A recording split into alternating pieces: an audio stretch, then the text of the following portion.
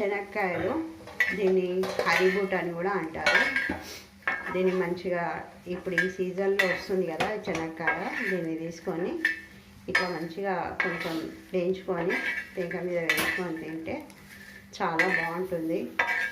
దీనిపైన కొంచెం ఉప్పు నీళ్ళు చల్లుకున్నా చాలా బాగుంటుంది.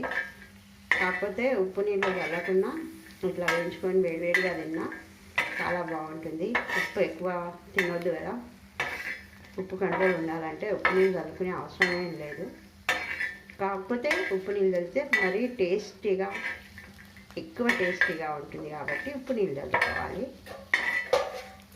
కాకపోతే చల్లుకోకుండా చాలా బాగుంటాయి. ఇలా మనం తినాలనుకున్నప్పుడల్లా కొంచెం ఇలా వేయించుకొని తింటే చాలా బాగుంటుంది.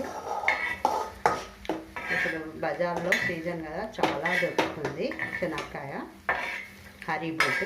తెచ్చిలా వేపుకొని తిని చూడండి. Thanks for watching.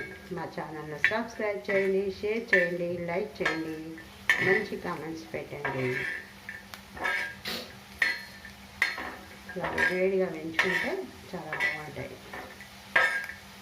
అందరూ తినొచ్చు, పిల్లలు, పెద్దలు, ముసలి వాళ్ళు, వయసు వాళ్ళు అందరూ.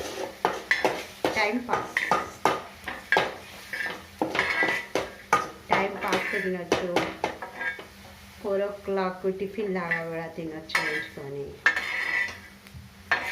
ఈ చల్ల వాతావరణంలో ఇలా వేడివేడిగా తింటే చాలా బాగుంటాయి.